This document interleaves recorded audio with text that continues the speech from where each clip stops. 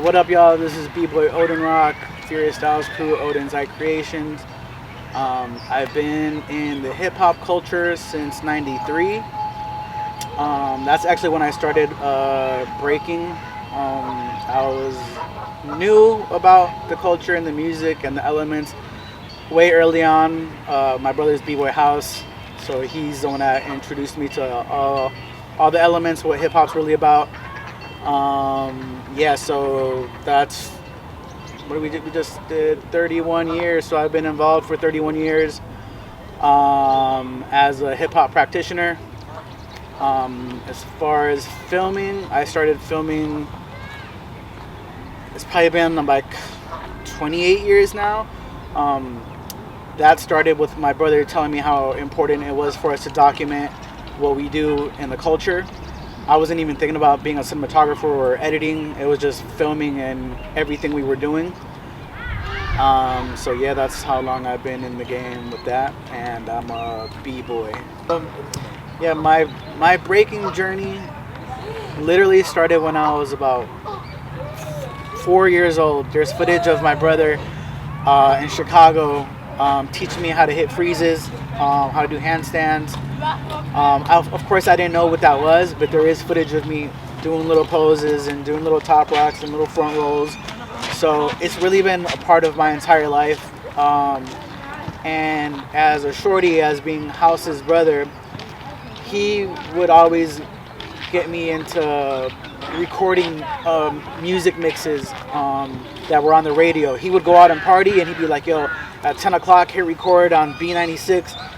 Bad Boy Bill's about to go on and spin, and I would just be at home like 5 years old hitting record for him, not knowing what I was doing and getting into the music part of dance. And then it wasn't until 1993 when my brother House came home with the video from a battle at the Alamo. There wasn't any solid crews at that moment. It was a bunch of individuals, but they were about to start forming crews. And I just remember seeing my brother dance in a circle, and I hadn't really seen him dance at the house at all, at the crib.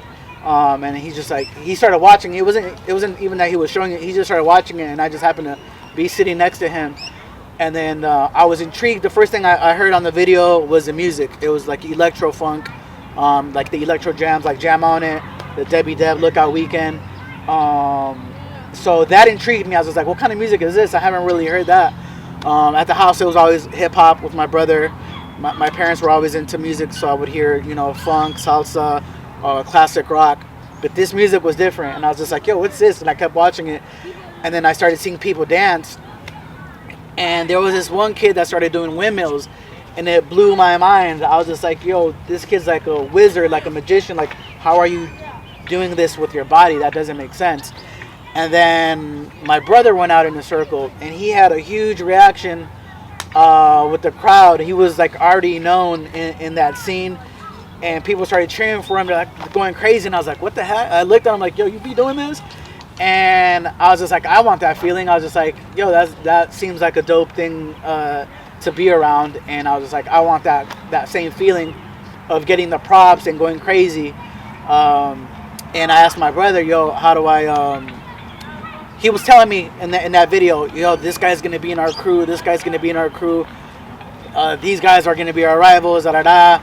And he was talking about Mike and John Rincon, who were the twins from Furious Styles Crew, which were one of the 6 original brothers of Furious Styles Crew.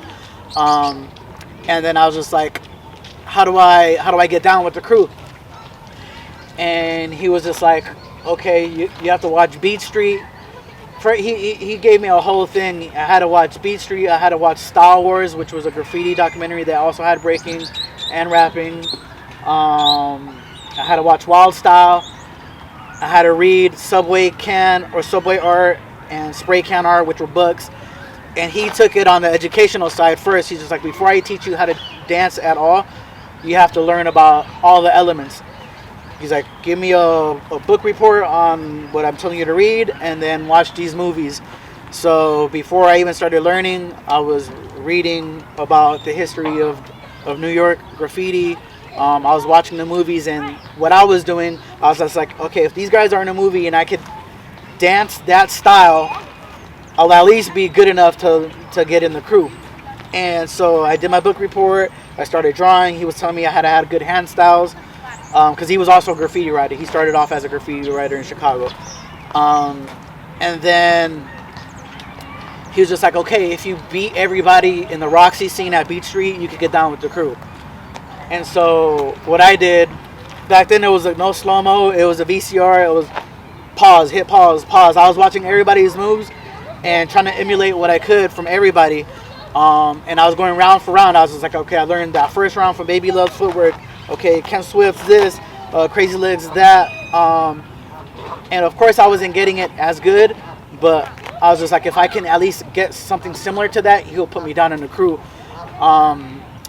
And then after he saw that I was really interested in breaking, he started teaching me the basics that he knew that were basics, because back then we didn't really know what foundation was. Everybody was just creating and everyone was just dancing. We didn't have the knowledge. Nobody was speaking about it. It was just whatever we saw and whatever we remembered. There was no internet. So he was teaching me what he saw and what he thought was basics. And then I remember there was a move that this guy Rob Goblin did in one of these videos, and I did the move, and I remember he was like in the yard in the back on the phone with somebody, and I heard him go, hold on, and then he came up to me and he goes, yo, let me see you do that move again. And I did the move again, and then he's like hung up. He's just like, yo, I gotta call you back. And then he saw that I had the potential, whatever that move was. It was this arm move that I call the Armageddon now. And he started getting me more serious on teaching me, and that's how I started with that.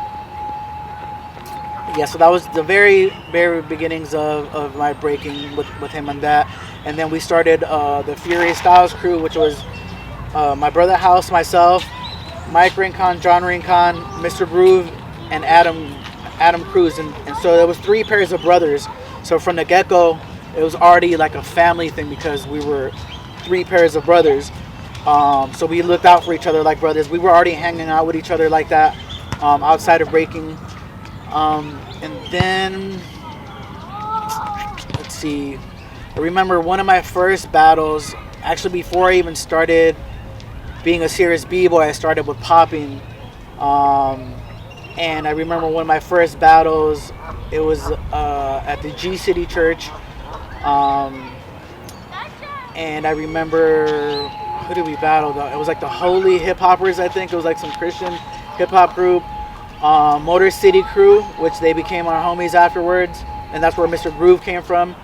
Yeah, Mr. Groove in that battle, he stood out to us. He came out and battled us, and he had a bandana on his head, and he came up to us and was popping, and then during his set he pulled the bandana down, and it turned into like a face mask, like a robber, and he started shooting us, and we're like, oh, that shit was dope. So that was our introduction to Groove, and we're like, yeah, yo, we need to get that guy down. And back then, crews had everything. It wasn't just breakers. It was poppers, it was lockers, and breakers. You would battle, and just depending on the music, is whoever would be going out. If you heard a popping song, a popper would go out. You heard some locking, you'd start locking. So that's what's missing for sure nowadays as well, is that a real crew had all the dancers. And it wasn't just the breakers, but that's also the competition's fault nowadays. That's a whole nother story. So my brother had a high 8 camera, and we would just document everything that we were doing. And when it became more of a serious thing for me was when we would throw our crew anniversaries. And at the time DVDs were out, people would sell DVDs to make money, and so it was our third, I think it was our Furious Styles Crew 3rd anniversary where I filmed the event and I edited it and I made a DVD to sell. And it wasn't because I liked to film. It was already ingrained to me that we got to document everything, but it was a side hustle for me. I was always into being an entrepreneur. I always had a table selling beanies that I would make, or gear that was already out and just selling it at my table. And when it finally became our own product, is when I started creating the DVDs for our Furious Styles anniversaries, and I think it started with our 3rd anniversary when I started doing that. So that got me into the filming and editing aspect, and then I started learning to do different kind of editing. When people were asking for promos for the crew, they would be like, we want to hire you guys, but we don't have any videos of you guys, and nobody was filming us at that time. And my brother had the camera, and I was just like, okay, well, I'll film ourselves, or I'll edit the rounds that we have from our battles and put them in a video, and then send that out to people. And then we started getting work with those videos, and it's like, okay, that's kind of working. So I started hustling the DVDs for all of our anniversaries, and then I started making promos for ourselves with the crew. It was still not like a career thing that I was looking at, the cinematography thing. It was just a side hustle for me. It got more serious when it became more of a business. I had moved to LA to do some acting, dancing and acting. So when I was breaking, I had like 3 or 4 main goals that I wanted to do in breaking. One, I wanted to travel the world by breaking. I wanted to make money off of my breaking. I wanted to win Battle of the Year with my crew, and I wanted to get down in Rock Steady crew. And kind of hit all of those. My first time I traveled to Japan, we got hired to do 3 months of a theater show, and it was me, my brother, and my boy Wonder that was down with us in our crew. We were out there for 3 months, so I kind of hit 2 birds with 1 stone. I left the country with the crew, and we started making money. It was my first time making money as a dancer, and that trip shifted everything. Where I was just like, okay, I'm not gonna finish school. I'm just gonna be dancing because this is sick. And then Battle of the Year, the crew won Battle of the Year USA in 2008, and we went to the World Finals in Germany. We didn't win the Germany one, we won the USA one, but we were in Germany doing Battle of the Year, which was probably my ultimate goal in breaking, and I think we got 8th place out there. And then a couple years afterwards, I got down in Rock Steady crew. That was always the ultimate crew to get into at that time. And I had moved to LA, and I was around Coolski, Easy Rock, Urban was down at the time, T-Rock. And when I moved to LA, they were the first ones that took me in, that were like, yo, come practice with us. And we clicked just as homies. And then I know I did my first gig from being in LA was a Skechers show, and it was in Vegas. We traveled to Vegas. We did a Skechers show, and Easy Rock was with me. And at the very end, the last day of the show, Easy Rock's like, yo, I think I want to have you down in Rock Steady crew. And Easy Rock was probably my ultimate dance idol at that time. So when he was the one that asked me, I was like, whoa! Like, I started crying. I ain't gonna lie, I started crying, and I was like, yeah, for sure. So I hit those goals with that. Now, when I moved to LA is when I got serious about my cinematography. And how that happened was when I was with my agency, they were sending me out to dance auditions, and I was just like, yo, I want to be in movies, I want to do acting, send me out to some of that stuff. And they're like, well, we don't have any footage of you acting. And I was just like, well, how am I gonna get footage if I don't book nothing? I was like, I'll get footage when you guys book me and I book something, and I'll get that commercial reel. And then and they're like, no, it doesn't work like that. And I was just like, okay. And so I thought, I'll just create my own short film. I'll film it and I'll star in it, and I'll send them that. And I sent them that video. They started sending me to auditions. They're like, okay, this is good. You kind of have potential. But what was dope about that moment was I got bigger gratification off creating what I wanted to do versus trying to go to audition and get a role that I might not want. I was just like, I could do my own movies and do the roles that I really want to do, put it out at any time and have that footage. And at that time, other actors saw that video and they're like, yo, I need an acting reel. Can you film a reel for me? So that started becoming my hustle. I started making extra money by doing other actors and other dancers. They needed reels and promos to send to the agencies for the auditions. And I would start filming small scenes for different actors. I'll be like, okay, let's meet this day, and we'll shoot for like an hour, and they'll have a scene, and I'll edit that, and little by little I was creating little short films, and that's when I was just like, okay, I kind of like this. And then in 2018 is when it was the nail was in the coffin. I was like, okay, you're gonna do this for real now.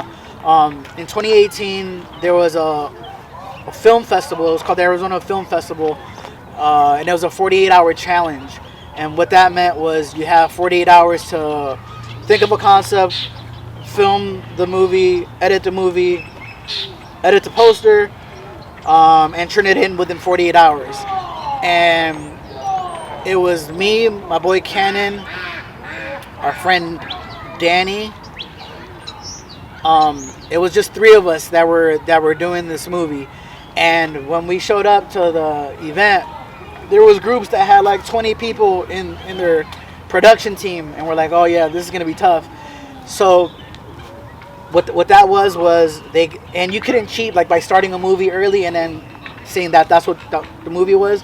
They gave you a line that you had to use and an object that you had to use in the movie.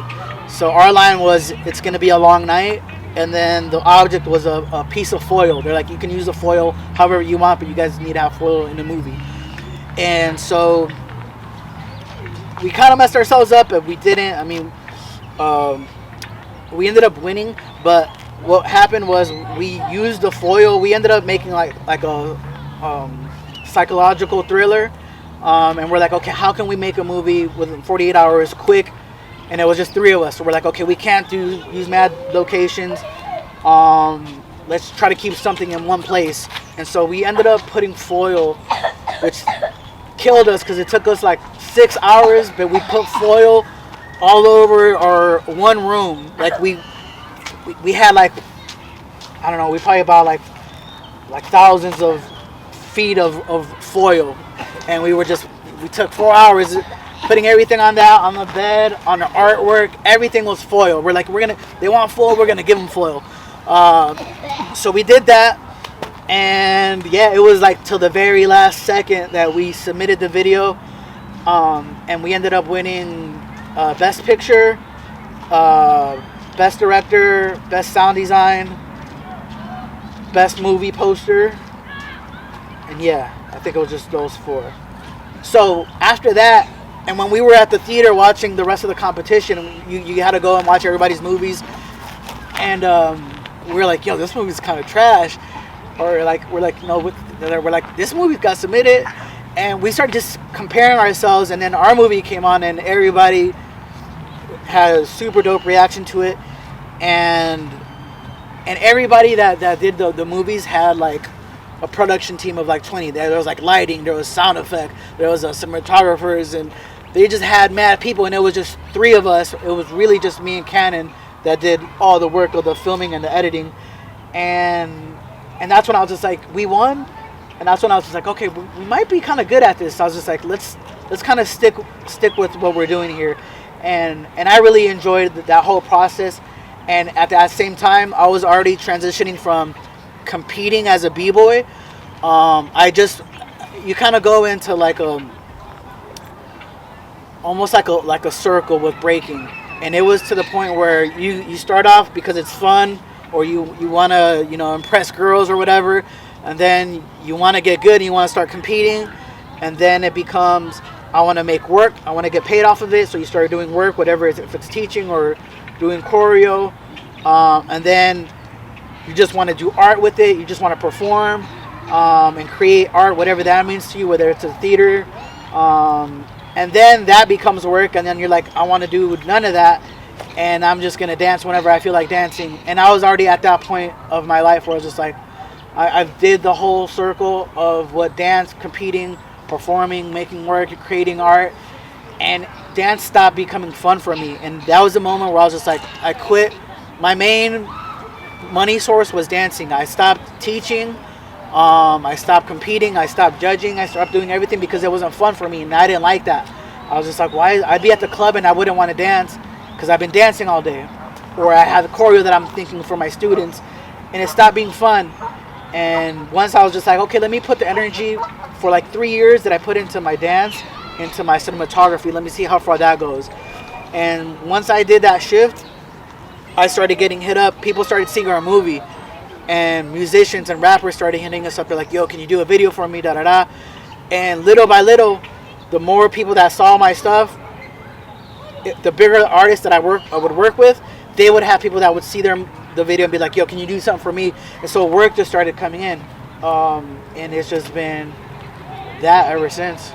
The transition from the dance space to the historian space, it's always really been hand to hand with me. Because as I was being actively dancing, I was still documenting not even just our events or what we were doing, but other events that we would travel to in the early 90s, where we were in New York and Florida, Cali, battling as a crew. And at the same time, I was documenting the events that were happening. There was other pioneers. There was always discussion panels happening. So we would just film all that and gather that knowledge so we could share it with the rest of the crew that didn't travel. So as far as my transition from going from a straight dancer to more into the film making happened about in 2018. I found out that I had a bad hip. So once that came about, I wasn't able to dance, and that kind of like let me zone in more onto the filmmaking and documenting. So that was my transition on that, but it's really always been hand in hand with me. So some of the changes that I've seen within the historians in the dance culture has been, there's more. Before, it used to be just highlights. Like the first videos that started popping out on the internet were just highlights of different dancers, and now it's going into more of a storytelling, more of the documenting and interviews, and more of the knowledge. Before, it was just flash and promoting yourself for your crew, and getting your name known online with the videos. And I think now it's just getting more serious. People realize that footage is forever, and documenting everything you do is really important. So now I see more production value being added to it, and yeah, people just caring about the culture and people versus just the flashy dance. All right, so the, transitioning from not being able to dance and focusing on the filmmaking aspect was tough at first, because of the love and the passion that I have for dance. Because I still love it and I would still want to dance, but because of my injury, I can't. So that was a tough period for me. But knowing that I could still be around the community and I could still be involved with my skill of filming, which I was already doing, I automatically just started going to events just to film. People weren't asking me to come to events, so it was just, how do I stay involved with the community, with the dance, with the culture that I like, and making it work with my skill of what I'm trying to do. So I film, so I'm obviously like, okay, I'll film an event and do a dope clip of breaking, and I could still show my musicality in a video edit. You know, I could still show like if I got power moves or tricks. So now I'm dancing with my editing. You know what I mean? So that transition that let me think of like, I could still dance in another way, and I know as a dancer what angles I could hit that other people don't know because they're not dancers. So that transition was just allowing me, or knowing that I could still be part of the movement, the culture, and still offer something that's missing. So it was just that. It was just knowing that I could still create art and still be an artist. It doesn't have to be I don't have to be a dancer. I also do my Beyond Attire clothing line. So I started creating stuff specifically for dancers. I was like looking at B-boys. What do you guys? What's missing? Shirts that you could spin right here. Okay, I'm gonna put something that's gonna make you spin here. So I'm still at the event. I'm not battling, but I'm still providing something, and I'm still around the people that I love. while building my skills, whether it's being a clothing designer or it's being my cinematography.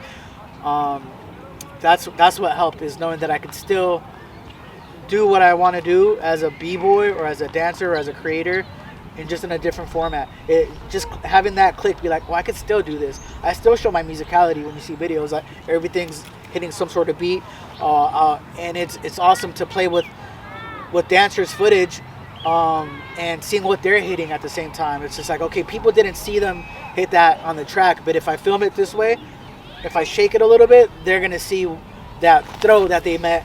It's gonna be bigger now. So yeah, that's. I don't know if that was a gem or should I word that differently.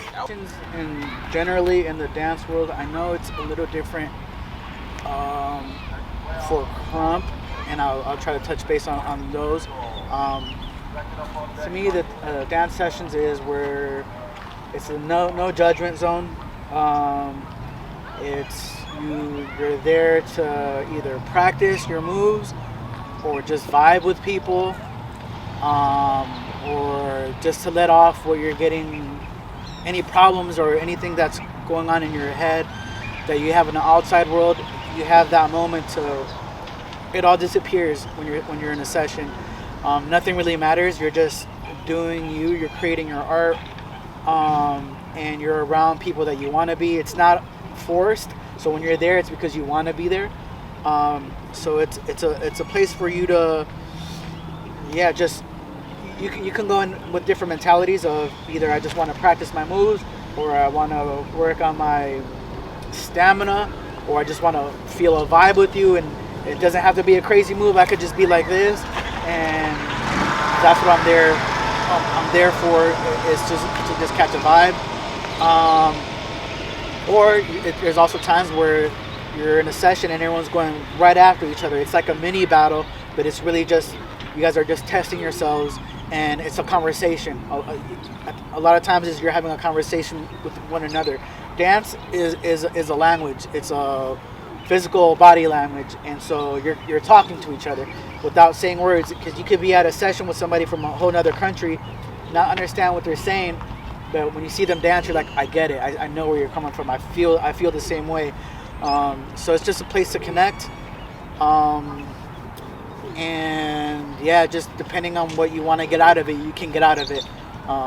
Whether it's expressing how you feel, whether it's getting better, whether it's just vibing out with people, whether you're teaching somebody, and it's a community thing. You could just be there and just chat with different people.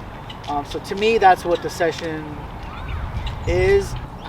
To me, there's different spaces for the session. So there's sessions that don't get filmed and are like that, and you really get more out of that. I feel people get more out of that because they're not performing for a camera. It's just you're doing it because you want to do it.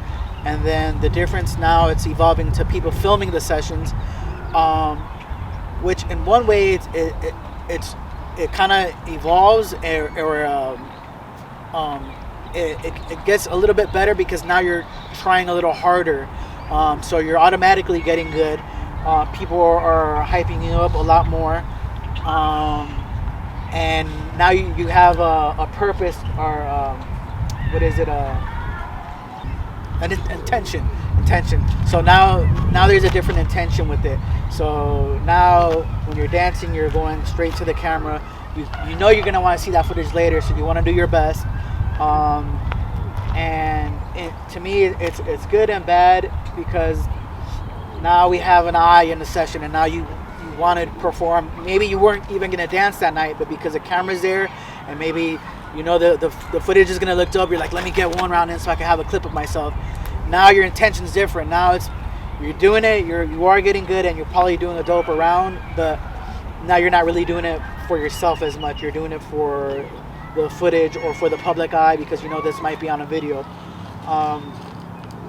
So everything has its pros and cons. But I think it's dope to film sessions at the same time, because it's the rawest form of any dance, because it's not a contest. It's, again, you dance when you want to dance. And I think it's important for people from the outside, from any style, whether you're a dancer or not, to see the real passion and the real feeling that people are having in a session, and the support that they get, because again, it's not a no judge zone.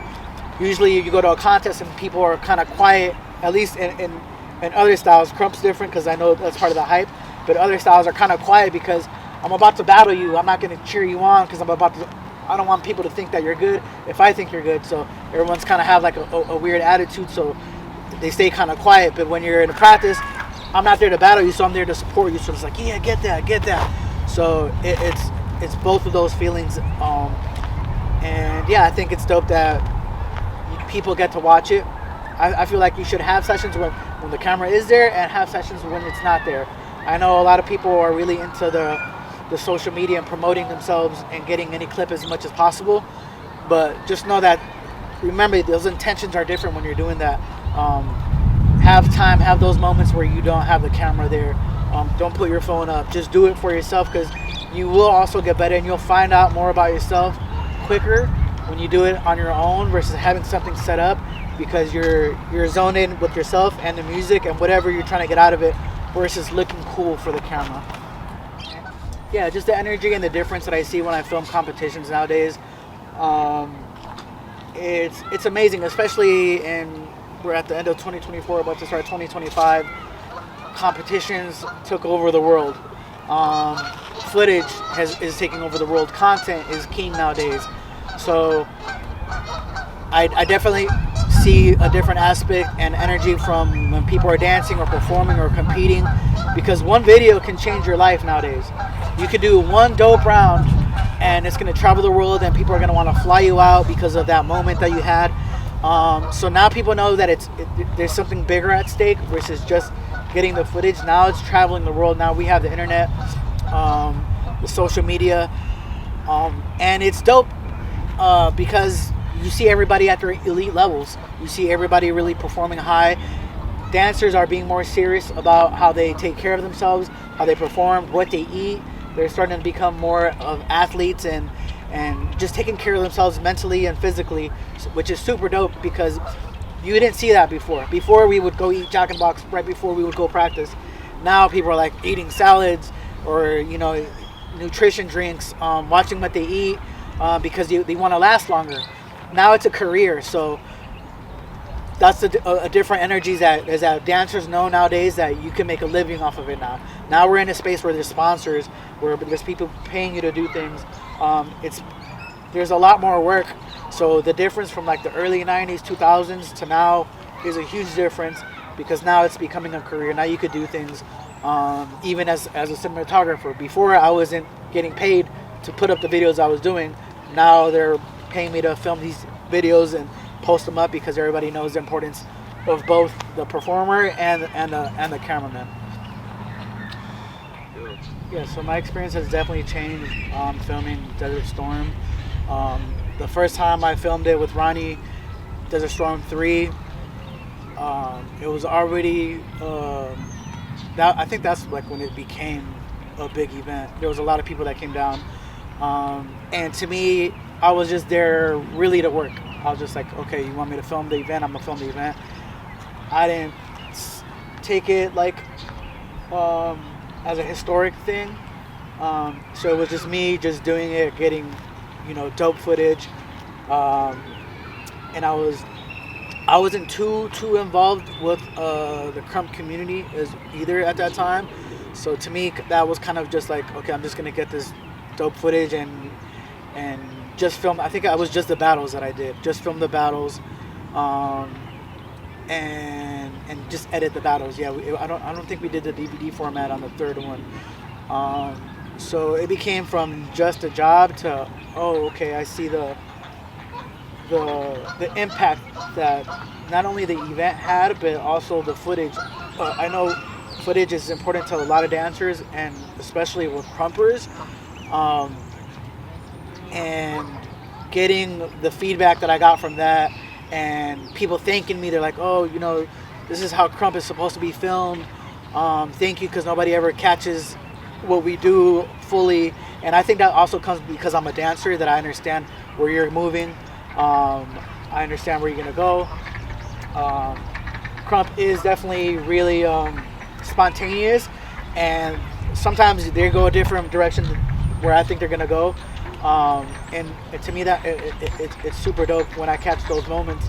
But yeah, I just feel like it's grown from me just working it to now knowing that it's making an impact on the culture, street dance in general, but with Crump especially. And I now knowing I have like that pressure of knowing that people see my footage to like elevate themselves, or a lot of people use my footage and to promote themselves. And to me now, I'm not just filming the event to put up battles. Now it's a documentary that I'm making, and we edit battles to put them up. But if you watch like my entire raw footage, it's a document. I'm talking to people. I'm doing little interviews. I'm getting the staff. I'm getting the vendors. It's now because now I want to capture who was all there at that moment, because now I know how important it is of showing that you were even there, that you were a part of it, or you were putting in that work. So whether there's a session happening, a little cipher where there's only 3 people, I might be in there grabbing it because that's still somebody putting in that work. So I know the importance of like, I know this footage is going to be used somehow later. And so when I started filming Desert Storm 4, I stepped into that with a different intention. I wasn't just working anymore. Now I've already had the feedback of the Crump community and the dance community of saying how they like the footage and what it's done and what it's doing. And not only the footage, but Ronnie's event, just Desert Storm in general, is a historic event. It's making a huge impact worldwide. And so now when I walked in there, it's just like, and I started seeing the cards, who's battling, the different days. Ronnie's like, it's a 5-day event.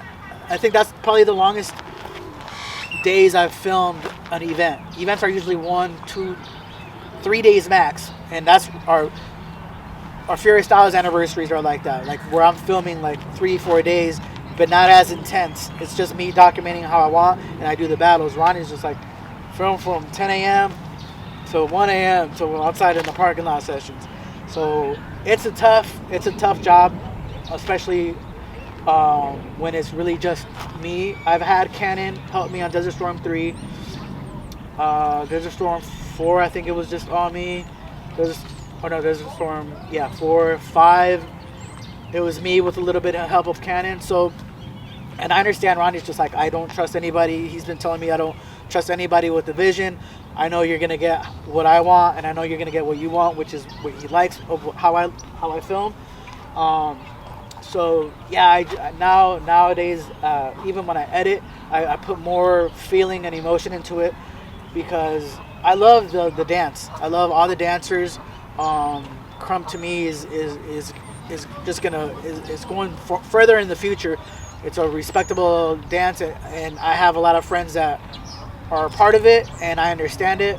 And because of how I know what it can do, I put a lot more of my time into creating these edits and how I film, because I could just be sitting there and filming from one spot, but I know how dope it is when I move and I get closer and I go around, and 5 days of that is tiring. My arms are hurting, my legs are hurting. I bought knee pads this year of how much I'm going down and how much I'm going up, because I know the importance of it, and I know every single battle is important to somebody. I'm like, I can't be lazy for this person because I'm tired. I know he's gonna want that kind of footage now, or I know Ronnie's gonna want that, or I know what the footage is gonna do within the community. So Ronnie's event is huge, and I just want to give him that equal quality.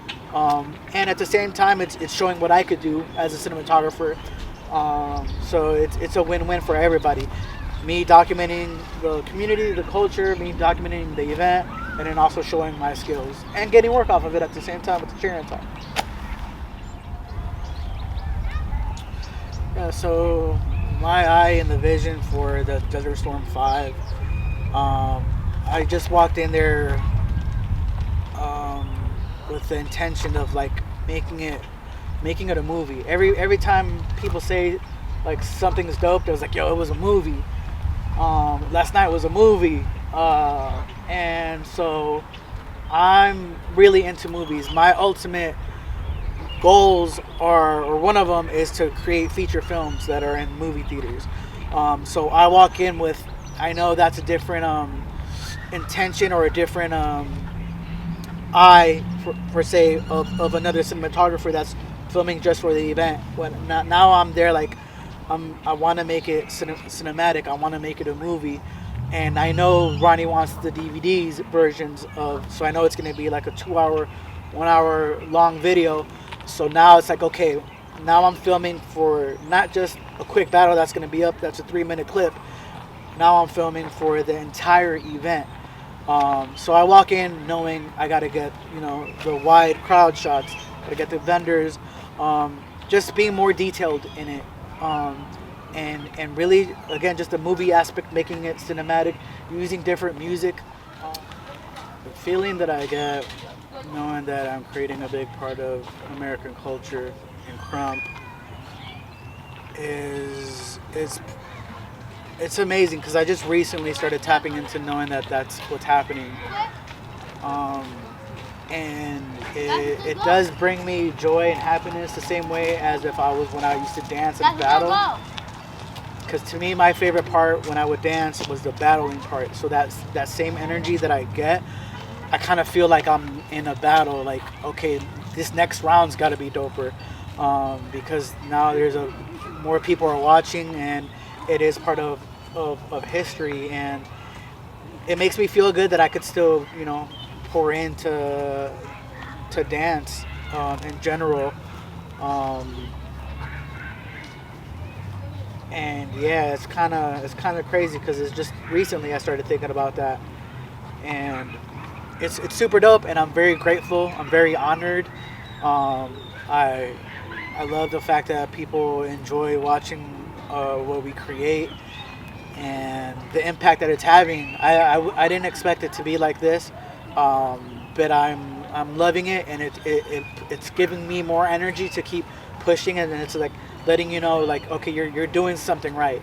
So it's just another affirmation of what I'm doing.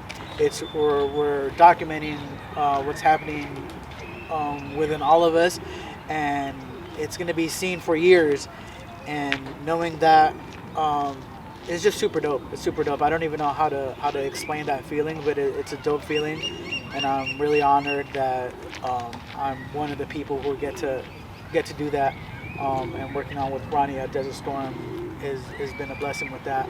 And it just lets me now, like the next event that I get booked, I want to put that same energy now. Now my intentions are going to be different, knowing of what it could be, or what is happening, or what we're doing, because we don't have a lot of people outside of our community documenting us. So it's like, if they're not going to do it, we have to do it. And so now I know the importance of it. I've always known the importance of documenting, but now it's hitting a little different, knowing the impact that we're having with the American history in Crump. A gem that I could drop for a performer on the other side of the lens, to make your videos look better, is giving the camera moving directions, getting closer to the lens. It looks different when you're like this, doing something like this, and then coming back out.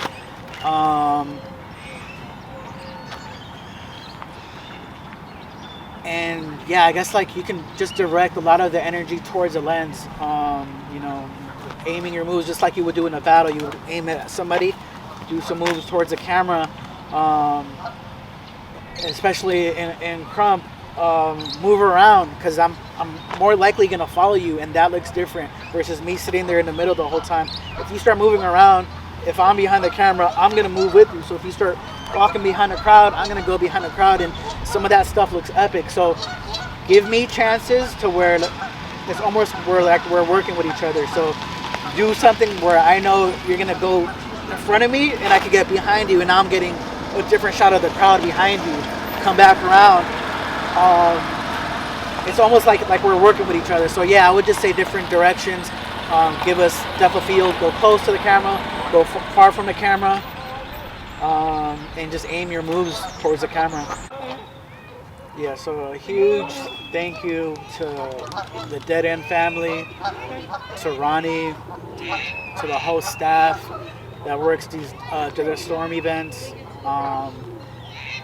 I'm super honored that you guys can pick anybody out there and you guys are really happy and trust in my vision. I know you guys have a huge vision. Your events are huge. Your production's getting crazier, and I'm really grateful that you guys allow me to do my thing. Ronnie gives me a basic direction of what he wants filmed, but then he lets me go crazy on how I want to put it together. So Ronnie, I really want to thank you for allowing me to go crazy and put my feeling into it.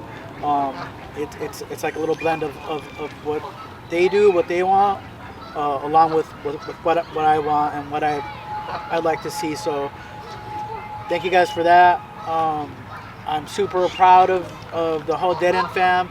The kids are insane with their skill, but even outside of dance, I know them personally, and everybody is such a dope person.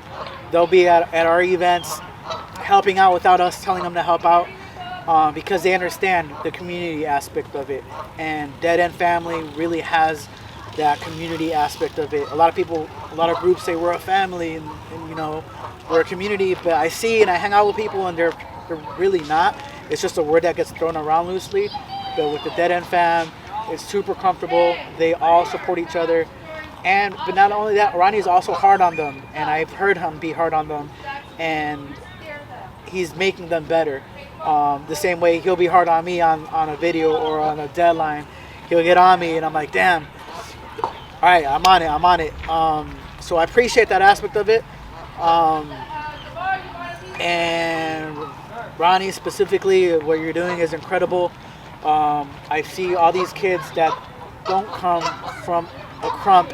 They're not really too many. Most of them are not really street dancers. A lot of them come from learning in a studio, and I know how tough that could be teaching somebody that comes from a studio a street dance style, because usually street dance styles come with a different emotion, a different set of mentality, and usually those dancers are getting that off because they're going through something. And Ronnie kind of told me the other day, I was telling him about this, and he's just like, they don't come from our same kind of backgrounds or the same kind of struggle, but they still have emotions of losing a family member or something, a goal that they didn't get. Something, everybody has something that they struggle with, and it doesn't have to be from the hood or from the street. And I understood it. I was like, I see why your kids dance like that now, because they're tapping into whatever Ronnie's guiding them to. So Ronnie, you're a super dope teacher, because these kids, you basically started all these kids from ground zero, and now they're some of the illest kids, and the adults are some of the dopest. And I know you were the huge impact on that style. So I commend you, because that's tough to have people start from not knowing a dance style to creating one of the illest fams in Crump. So that's super dope. And yeah, the same with the whole Dead End fam. Thank you guys for always supporting. During the event, everybody's just like, you need water, what do you need? You need this. They were moving people out of the way for me. They just know the process of it takes a whole team, and I feel like I have a team when I'm around the Dead End fam. So you guys are all super helpful, every single one of you guys. I'm proud of how far you guys are going with the production, the graphics, the screens, the venues. I know a lot goes into it. Events are tough to do, and you guys have one of the best events in I'm gonna say the world.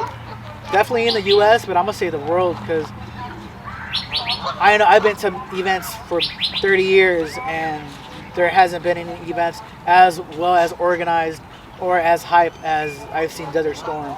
So I don't think that's a bias. I'm just like, off of my experience, super ill. And to the viewers out there, thank you guys so much for the kind words. I don't ever expect getting feedback from anybody. When I do work, I've been used to like just working and getting it out of the way. So the little comments that you guys do send, or any of the posts or the DMs saying how much you guys like the footage, I really appreciate that. That goes a long way. It lets me know that I'm on the right track. And my goal is to have you guys enjoy it. When I do these other storms, I want people to feel like they were there. You know, so I put a little extra movement and action into it, because some of you guys that can't make it, I do it so you guys can feel like you were there. And a lot of these comments are saying like I felt like I was there. So I do appreciate that. That does not go unheard or unseen. And yeah, thank you guys for rocking with us.